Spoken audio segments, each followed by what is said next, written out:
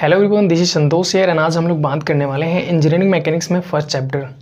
इसके पहले वाले वीडियो में मैं आप लोगों को सिलेबस इंट्रोड्यूस करवाया था कि आपको कितने चैप्टर्स पढ़ने हैं, कौन कौन से चैप्टर्स में आपको क्या क्या चीज़ पढ़ने है, ये सब चीज़ आपको बताया था। आज हम लोग फर्स्ट चैप्टर्स को स्टार्ट करने वाले हैं जो कि है basics of mechanics and force system. ठीक है, तो आज इसको हम लोग स्टार्ट करने वाले हैं। तो चलिए शुरू करते हैं। सबसे पहले हम लोग ये जान लेते हैं कि इंजीनियरिंग मैकेनिक्स होता क्या है। तो इंजीनियरिंग मैकेनिक्स का स्टैंडर्ड डिफिनेशन आपको ये कहता है, it is a branch of science in which we study about forces and its effect on anybody.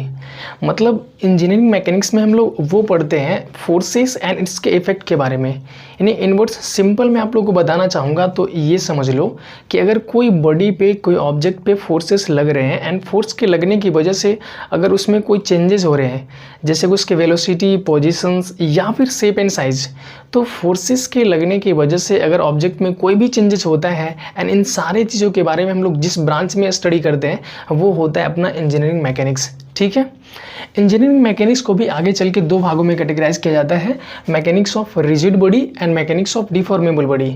Mechanics of rigid body कहने का मतलब सिंपल आपको पता चल रहा होगा कि ये इंजीनियरिंग मैकेनिक्स का वैसा ब्रांच है जिसमें हम लोग फोर्सेस एंड इसके इफेक्ट के बारे में तो स्टडी करते हैं, बट कैसे बॉडी पे? रिजिड बॉडी पे स्टडी करते हैं। रिजिड बॉडी सिंपल सी बात है कि इसमें जब फोर्सेस को अप्लाई किया जाता होगा, यानी कि इस बॉडी पे जब फोर्सेस को अप्लाई किया जाता होगा तो इसके शेप एंड साइज में कोई भी चेंजेस नहीं होता है। यहाँ पे डेफिनेशंस भी आपको हम लिख दिए हैं। इसका डेफिनेशन ये कहता है, it is a branch of engineering mechanics in which we study about forces and its effect on rigid body. Rigid body कहने का मतलब क्या है? Shape and size can not be changed. यानी कि mechanics of rigid body engineering mechanics का एक ऐसा ब्रांच है जिसमें हम लोग फोर्सेस एंड इट्स के इफेक्ट के बारे में तो स्टडी करते हैं, बट वैसे बॉडी पे जिस पे फोर्स लगाने की वजह से उसके शेप एंड साइज में कोई भी चेंजेस नहीं होता है। It's clear. सेकेंड है mechanics of deformable body. Deformable body में है shape and size can be changed, यानी कि इसमें जब हम लोग फोर्स को अप्लाई करते हैं तो ऑब्जेक्ट के शेप एंड साइज में क्या होता है? चेंजेस हो जाते हैं। ठीक है, मैकेनिक्स ऑफ डिफॉर्मेबल बॉडी को भी दो भागों में कैटेगराइज किया जाता है, mechanics of solid and mechanics of liquid होता है। मैकेनिक्स ऑफ सॉलिड को आप सिंपली डिफाइन कर सकते हो, it is a branch of engineering mechanics in which we study about forces and its effect on a solid. Solid वैसा जिसके shape and size में क्या होना चाहिए? चेंजेस हो जाना चाहिए। मतलब वैसा सॉलिड जिस पे अगर हम लोग फोर्स को अप्लाई कर रहे हैं तो फोर्स के लगने की वजह से उस सॉलिड के शेप एंड साइज में क्या हो जाता हो? चेंजेस हो जाता हो। एंड एक है इसका मैकेनिक्स ऑफ लिक्विड। ये तो बहुत ही सिंपल है, मतलब इसमें हम लोग बेसिकली लिक्विड पे फोर्सेस और उसके इफेक्ट के बारे में स्टडी करते हैं। ठीक है, ये अलग ब्रांच है एक्चुअली। आगे चल के इसको हम लोग फ्लूइड मैकेनिक्स के नाम से जानते हैं। और ये जो मैकेनिक्स ऑफ सॉलिड इसको हम लोग सॉम भी पढ़ते हैं। सॉम मतलब स्ट्रेंथ ऑफ मटेरियल। ठीक है, इधर आप लोगों को हमको बताया कि मैकेनिक्स ऑफ रिजिड बॉडी को भी आगे चल के दो भागों में कैटेगराइज करते हैं। पहला होता है स्टैटिक्स एंड दूसरा होता है डायनेमिक्स। ओके, स्टैटिक्स वो ब्रांच है जिसमें हम लोग फोर्सेस एंड उसके इफेक्ट के बारे में स्टडी करते हैं, बट वहाँ पे ऑब्जेक्ट क्या होता है? रेस्ट पोजीशंस में होता है। वही डायनेमिक्स में किस में होता है? मोशंस में होता है। मतलब इसमें हम लोग फोर्सेस और उसके इफेक्ट के बारे में स्टडी करेंगे, बट जो ऑब्जेक्ट होगा वो किस में होगा? मोशन में होगा। डायनेमिक्स को भी आगे चल के दो भागों में कैटेगराइज किया जाता है, एक होता है काइनेटिक्स और दूसरा होता है काइनेमेटिक्स। अब ये कुछ बहुत ही इंटरेस्टिंग थिंग्स है, दो चीज़। ठीक है, आपको ध्यान से समझना है। काइनेटिक्स क्या कहता है? Study the motions of a body with considering the force. ठीक है, मैं आपको समझाता हूँ। काइनेटिक्स का कहने का मतलब होता है कि जिस फोर्स के लगने की वजह से ऑब्जेक्ट में चेंजेस हो रहे हैं, या तो उसके वेलोसिटी चेंज हो रहे हैं, या उसमें एक्सेलरेशन जनरेट हो रहा है, या फिर वो पोजीशन चेंज कर रहा है, तो जिस फोर्स के लगने की वजह से ये सारी एक्टिविटियाँ उस ऑब्जेक्ट में हो रही हैं, उस फोर्स को भी हम लोग कंसिडर करके चलते हैं। ठीक है, ये कौन सा ब्रांच में? काइनेटिक्स में। ठीक है, और ये जो सेकंड है काइनामेटिक्स, काइनामेटिक्स में कहता है आपको सिंपल सा, विदाउट कंसिडरिंग द फोर्स। मतलब कि जिस फोर्स के लगने की वजह से ऑब्जेक्ट में वेलोसिटी जनरेट हो रही है, एक्सेलरेशन जनरेट हो रही है, या फिर कुछ चेंजेस हो रहे हैं, उस फोर्स को हम लोग कंसिडर नहीं करते हैं।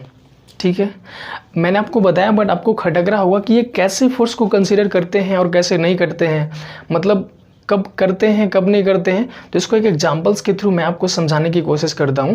चलिए कि एग्जांपल्स लेते हैं और आपको समझाने की कोशिश करते हैं कि काइनेटिक्स मैकेनिक्स का कौन सा ब्रांच होगा और इसमें हम लोग को क्या पढ़ना होगा, कैसे कुछ पढ़ना होगा, एंड काइनेमेटिक्स में किस तरह की हम लोग को चीज़ों पढ़ने को मिलेगी। तो चलिए पहले इसको इरेज कर लेते हैं, उसके बाद मैं आपको बताता हूँ कि क्या आपको पढ़ने होंगे।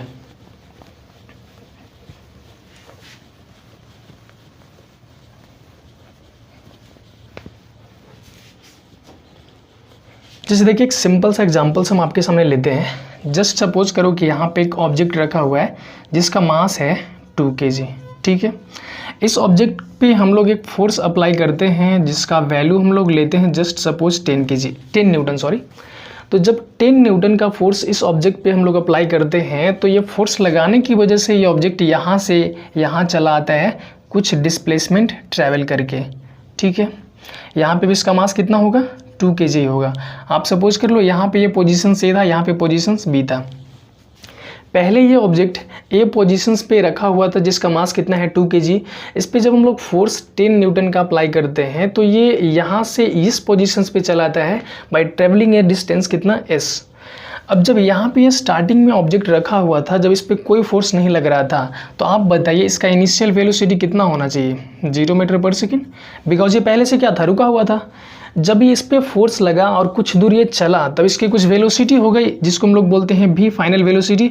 और यहाँ पे हम आपको बता रहे हैं v equals to 4 metre per second, यानी कि जब ये कुछ दूर चला तब इसकी वेलोसिटी 0 से बढ़कर 4 मीटर पर सेकेंड हो गई। और इस जर्नी में बिकॉज इसका वेलोसिटी चेंज हो रहा है तो ऑब्वियसली इसमें एक्सेलरेशन भी जनरेट होगा जिसको हम आप बता रहे हैं आपको 5 metre per second square. Okay, ध्यान से समझिएगा। एक ऑब्जेक्ट था जो ए पोजीशंस पे रखा हुआ है, इसका मास है 2 kg। इस पे जब हम लोग 10 न्यूटन का फोर्स अप्लाई करते हैं तो ये ए पोजीशन से चल के बी पोजीशंस पे पहुंचता है और इस डिस्टेंस ट्रेवल करता है उस ड्यूरेशन में, ठीक है। इसकी जब ये चलना स्टार्ट करता है, ऑब्वियसली जब ये रुका हुआ था तो उस टाइम इसका वेलोसिटी था 0 मीटर पर सेकेंड। जब ये कुछ दूर चलता है तब इसका वेलोसिटी 0 से चेंज होकर हो जाता है 4 मीटर पर सेकेंड, ठीक है। जब इसकी वेलोसिटी चेंज हुआ तो ऑब्वियसली इसमें एक्सेलरेशन भी जनरेट होगा जिसका वैल्यू आपको दिया गया है 5 metre per second square. And इस पूरे क्वेश्चंस में आपसे पूछा गया है कि काइनेटिक एनर्जी निकाल के आप बताओ कि जब ये ऑब्जेक्ट चलना यानी कुछ दूर चला तो इसमें काइनेटिक एनर्जी कितना इंट्रोड्यूस हुआ, तो आप कैसे निकालोगे।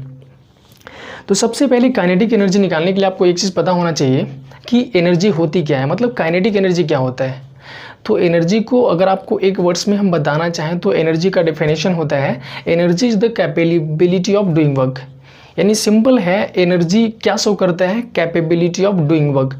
किसी इंसान की एनर्जी को आप कैसे डिफाइन करते हो, जैसे वो कितना काम कर रहा है ना, वो कितना फास्टेस्ट काम कर रहा है, इससे हमको ये पता चलता है कि उसके पास कितना एनर्जी है। मतलब एनर्जी बेसिकली वर्क करने की क्या है, कैपेबिलिटी है, कैपेसिटी है। यानी कि एनर्जी को हम लोग क्या बोलते हैं, कैपेबिलिटी ऑफ डूइंग वर्क। ये तो आपको समझ में आया। यहाँ पे अगर मोशंस के कारण एनर्जी हो रही है तो उसको हम लोग बोलते हैं काइनेटिक एनर्जी। अगर वो रेस्ट पोजीशंस पे होती तो उसको हम लोग बोलते हैं पोटेंशियल एनर्जी। वो तो आपको समझ में आता ही है। तो यहाँ पे बेसिकली काइनेटिक एनर्जी को हम लोग बोल सकते हैं कि ये ऑब्जेक्ट को ए पोजीशन से बी पोजीशंस तक जाने में जितना वर्क डन करना पड़ा वही क्या होगा, बेसिकली काइनेटिक एनर्जी होगा, ठीक है। एंड वर्क डन निकालने का अपना फॉर्मूला क्या होता है, फोर्स इंटू डिस्प्लेसमेंट होता है। अब आप बताइए फोर्स का वैल्यू आपको कितना दिया हुआ है, 10 दिया हुआ है, एंड डिस्प्लेसमेंट तो आपको पता नहीं है क्योंकि ये ऑब्जेक्ट ए से चल के बी पे पहुंचा तो ज़रूर है, बट कितना डिस्टेंस ट्रैवल करके ये ए से बी तक पहुंचा वो हम लोग को पता नहीं है। तो यहाँ पर आसानी से निकाल सकते हैं एस निकालने के लिए, मतलब ये कितना डिस्टेंस चल के ए से बी गया है। काफ़ी सफिशिएंट डेटा आपके पास अवेलेबल है।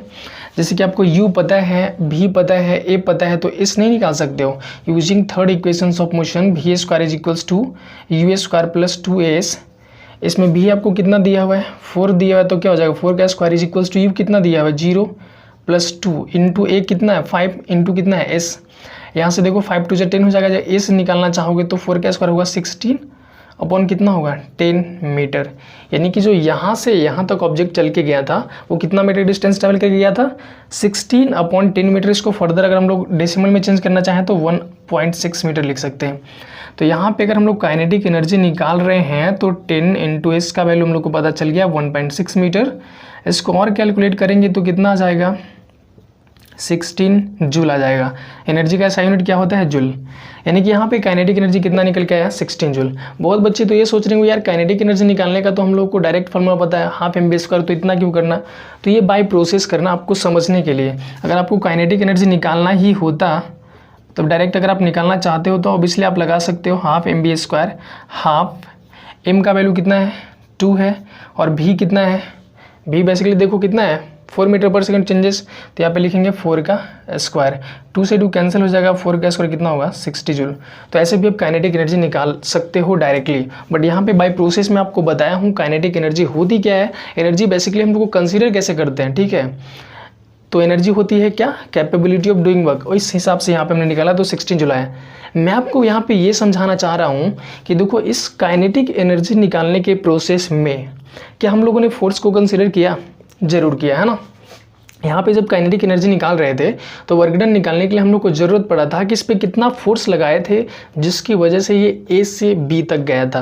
यानी कि इस पूरे न्यूमेरिकल प्रोसेस में हम लोगों ने फोर्स को भी कंसिडर किया, जिस फोर्स की वजह से ये पोजीशंस ए से बी चेंज किया था उस फोर्स को भी हमने कंसिडर किया। तो जिसमें हम लोग फोर्स को कंसिडर करते हैं वो कौन सा ब्रांच कहलाता है, इंजीनियरिंग मैकेनिक्स का काइनेटिक्स। तो इस तरह के न्यूमेरिकल्स जहाँ पे भी आपसे डील करवाए जाएंगे जिसमें फोर्स को आपको कंसीडर करना ही होगा उसको हम लोग रखेंगे काइनेटिक्स में। बात क्लियर है। अब हम काइनेटिक्स का एक छोटा सा, काइनेटिक्स तो हो गया, अब हम काइनामेटिक्स का आपके सामने एक छोटा सा न्यूमेरिकल्स देते हैं जिसकी मदद से आपको समझ में आए कि एक्चुअली काइनामेटिक्स में हम लोग को किस तरह का पढ़ना होगा, ठीक है। तो मैं आपसे ये कह रहा हूँ कि यहाँ पे एक बॉल है, ठीक है, इसका मास कुछ भी है मान लो, इसको हम लोग ऊपर की ओर थ्रो करते हैं with the velocity of, initial velocity को यू से डिनोट करते हैं with the velocity of 40 metre per second, okay. और अगर हम आपसे पूछे कि कितना हाइट मैक्सिमम तक जाएगा, इसको हम लोग initial velocity 40 metre per second के स्पीड से फेंके तो मैक्सिमम स्पीड मतलब मैक्सिमम कितना हाइट ये एक्वायर करेगा, कितना ऊंचाई तक जाएगा, उसके बाद ये रिटर्न आ जाएगा। तो मतलब बेसिकली हम आपसे हाइट पूछ लिए, ठीक है। अब आप बताइए, अगर आपसे ये होता है तो ज़रूर सॉल्व कीजिए एंड सॉल्व करके कमेंट में आप इसका आंसर बता सकते हैं आपसे कितना आता है। चलिए हम इसको सॉल्व करते हैं फिर, ठीक है। देखिए इस ऑब्जेक्ट को जो कि इसको हम यहाँ पे क्या कंसिडर कर रहे हैं, एक बॉल है जिसको कोई इंसान नीचे से ऊपर की ओर फेंक रहा है विद इनिशियल वेलोसिटी ऑफ कितना 40 मीटर पर सेकंड के स्क्वायर से फेंक रहा है। तो आप सोचो जब इस बॉल को हम लोग ऊपर फेंक रहे होंगे तो इसका वेलोसिटी इनिशियली 40 होगा, फिर घटेगा 38 होगा, यानी कि इसका स्पीड क्या होगा, वेलोसिटी घटते घटते घटते घटते जब हाईएस्ट पॉइंट पे ये पहुंचेगा तब इसका वेलोसिटी कितना होगा 0 मीटर पर सेकेंड।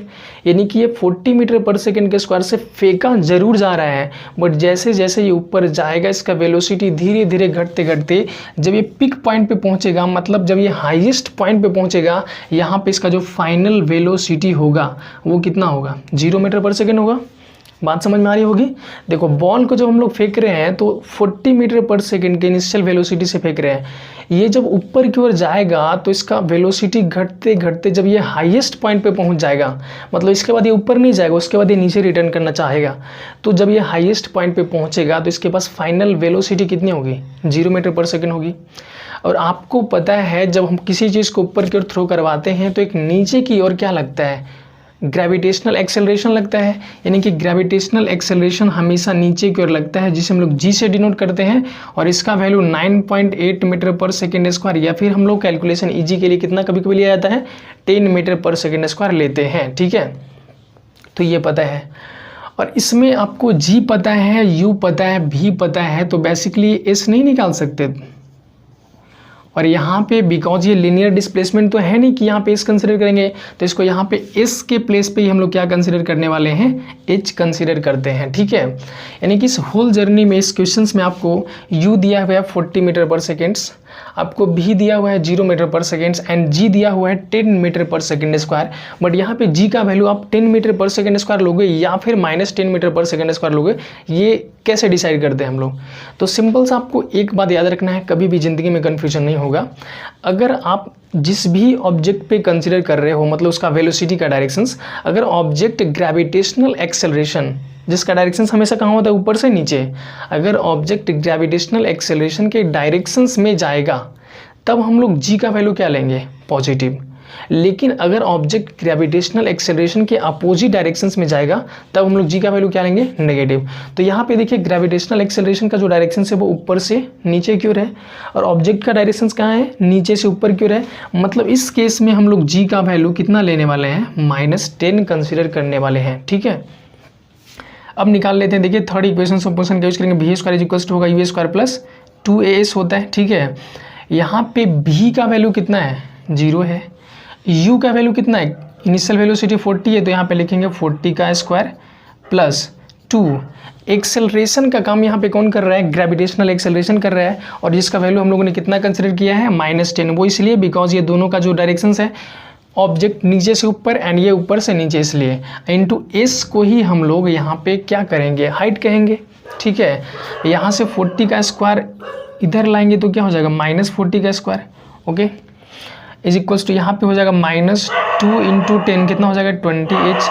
जब हम लोग को h निकालना होगा तो 40 का स्क्वायर, ये माइनस से माइनस कैंसिल कर दो, ये 40 का स्क्वायर अपॉन क्या लिखेंगे, 20। सिंपल है, तो इसको सॉल्व कर लो तो हो जाएगा 40 × 40 अपॉन क्या हो जाएगा, 20। ये कट जाएगा तो हो जाएगा 80 मीटर।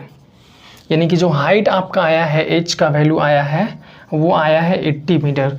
जब हम लोग बॉल को 40 मीटर पर सेकेंड के स्पीड से ऊपर फेंकेंगे तो ये 80 मीटर ऊपर जाने के बाद वापस नीचे रिटर्न आ जाएगा। ठीक है, तो यहाँ पे जो मोस्ट इंटरेस्टिंग चीज़ जो आपको समझने वाली बात है वो ये है कि यहाँ आप लोगों ने देखा, जब हम लोग बॉल को फेंक रहे होते हैं तो क्या बिना फोर्स के ऊपर फेंक देते हैं, कुछ ना कुछ तो फोर्स लगाकर ही इसे नीचे के ऊपर फेंकते हैं। बट पूरे न्यूमेरिकल प्रोसेस में, ये पूरे मैथमेटिकल कैलकुलेशन में कहीं भी हमने फोर्स का नाम लिया नहीं।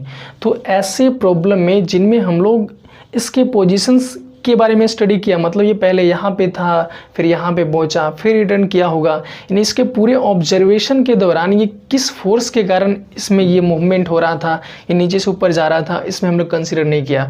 तो ऐसे प्रॉब्लम जिनमें हम लोग फोर्स को कंसीडर ही ना करते हो, मतलब मोशन हो रहा है बट किस फोर्स के कारण इसमें मोशन हुआ उसको कंसीडर ना करते हैं, तब उसी ब्रांच को हम लोग क्या बोलते हैं, काइनामेटिक्स बोलते हैं।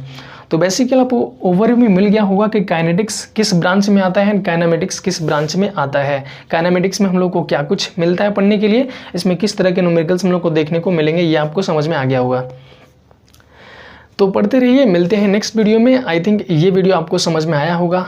ये वीडियो आपको कैसी लगी, अपना ओपिनियन नीचे कमेंट में बता सकते हैं, आपको समझ में आया या फिर कहीं पे डाउट्स रह गया तो उसको हम लोग नेक्स्ट वीडियो में सॉल्व करेंगे। तो पढ़ते रहिए गाइस, मिलते हैं नेक्स्ट वीडियो में नेक्स्ट टॉपिक के साथ, तब तक के लिए बाय।